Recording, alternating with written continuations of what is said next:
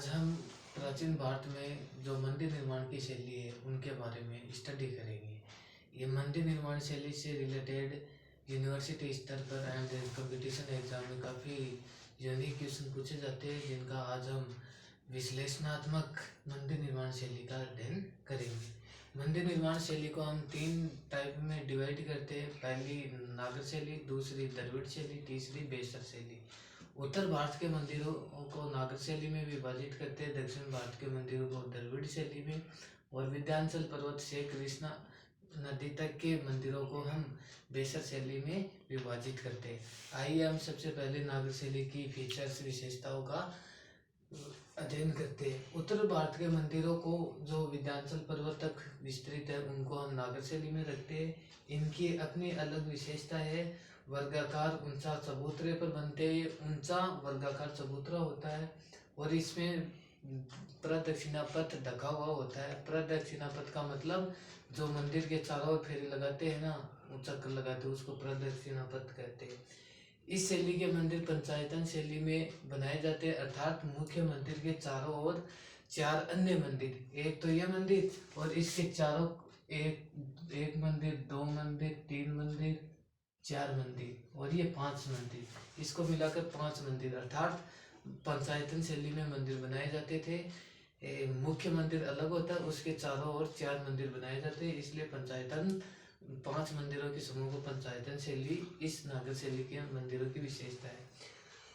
आगे चलकर इनके जो प्रवेश द्वार और उनकी चारदीवारी होती थी वो सादगीमय होती थी, उस पर किसी भी प्रकार का कोई अलंकरण नहीं होता था। इसमें वर्गाकार गर्भगृह होता है। गर्भगृह का मतलब ये होता है कि जहाँ मुख्य मूर्ति स्थापित होती है उसको गर्भगृह कहते हैं। इसके शिखर छोटा होता है और शिखर के ऊपर कलश रखा जाता है। अधिकतर मंदिरों में कलश मिलेगा और कलश के कई मंदिरों में कलश न होकर वहाँ पर झंडा होता है। और इस शैली को हम तीन उप शैली में डिवाइड करते हैं। खजुराहो शैली, गुजरात की सोलंकी शैली और उड़ीसा शैली में हम विभाजित करते हैं। अब इस नागर शैली के जो फेमस मंदिर है उनकी हम चर्चा करेंगे। कानपुर में कानपुर के भित्री गांव का मंदिर, सिरपुर का लक्ष्मण मंदिर छत्तीसगढ़ में है, देवगढ़ का दशावतार मंदिर झांसी में है, और अगला है कोणार्क का सूर्य मंदिर जो उड़ीसा में है। कोणार्क का सूर्य मंदिर के बारे में कहा जाता है कि इस मंदिर में कोई जाता है और उस पर सूर्य की किरणें पड़ती है तो उसका पैरालाइसिस मतलब लकवा ठीक हो जाता है, ऐसा परंपरा है या ऐसा इस प्रकार की किंवदंती प्रचलित है। और कोणार्क का सूर्य मंदिर 10 रुपए के नोट पर भी इसका चित्रांकन किया गया है भारत सरकार द्वारा।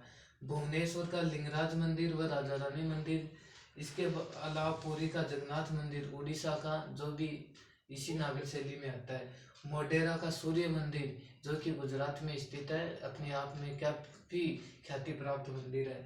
अगला लास्ट है कंदरिया महादेव मंदिर, ये खजुराहो एमपी में। खजुराहो एमपी में जो चंदेल शासकों ने इनका निर्माण करवाया था, ये मंदिर अपनी कामुकता के लिए प्रसिद्ध है और ये लगभग नागर शैली के काफी फेमस मंदिर है।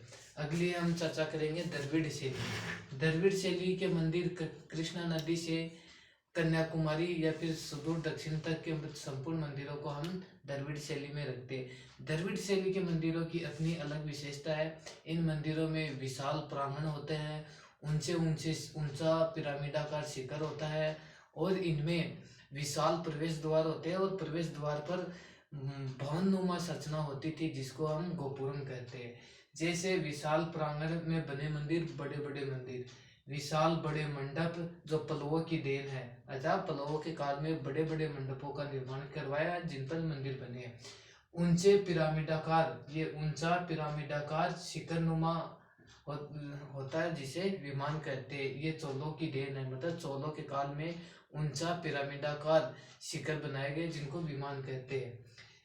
इसके आगे इन मंदिरों के आगे एक प्रवेश द्वार होता है, विशाल ऊंचा प्रवेश द्वार होता है और उस प्रवेश द्वार पर आकर्षित विशाल भवननुमा संरचना होती है जिसको गोपुरम कहते हैं। जैसे ये रही, ये प्रवेश द्वार और ये भवननुमा संरचना, इस पूरे को गोपुरम कहते हैं। द्रविड़ शैली के मंदिर कुछ है जिनके एग्जाम्पल इस प्रकार है। तंजौर का बृहदेश्वर मंदिर काफी फेमस है, इसमें शिव जी की मूर्ति स्थापित है और ये राजराज प्रथम द्वारा निर्मित है। राजराज चोल वंश का फेमस राजा हुआ था। मदुरई का मीनाक्षी मंदिर, मदुरई का मीनाक्षी मंदिर पांड्यों ने बनवाया और इसमें 11 गोपुरम है, मतलब 11 बड़े बड़े गोपुरम है, प्रवेश द्वार है जिन पर विशाल नुमा भानुमा संरचना बनी हुई है। 60 मीटर ऊंचा गोपुरम इस मदुरई के मीनाक्षी मंदिर में बना है, जो संपूर्ण दक्षिण भारत में सबसे ऊंचा गोपुरम है।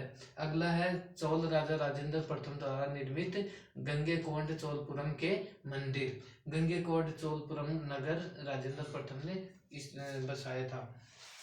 ये रही द्रविड़ शैली। अगली शैली बात करेंगे हम बेसर शैली की। नागर शैली हिमालय से विंध्याचल पर्वत तक और बेसर शैली विंध्याचल से कृष्णा नदी तक और द्रविड़ शैली कृष्णा नदी से दक्षिण भारत तक के मंदिर को हम बेसर शैली में रखते हैं। बेसर शैली के मंदिरों में और कुछ विशेष खास नहीं है। इनका निर्माण शैली तो नागर शैली में बनाया, अर्थात मंदिरों का निर्माण तो ढांचा तो नागर शैली में, लेकिन इनका अलंकरण सजावट डेकोरेशन द्रविड़ शैली में।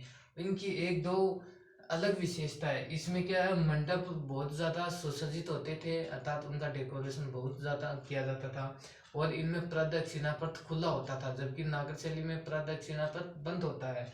और इस बेसर शैली के उदाहरण है विष्णुवर्धन द्वारा निर्मित हल्लेविड का होयसलेश्वर मंदिर और कर्नाटक के बादामी मंदिर। बेसर शैली को वातापी के चालुक्य शासकों ने और होयसल के द्वार समुद्र के होयसल राजाओं ने आश्रय दिया था। तो ये 3 प्रकार की मंदिर निर्माण की शैली है। Thank you for university and competition exam के लिए काफी यूजफुल होने वाला है ये वीडियो। Okay, thank you.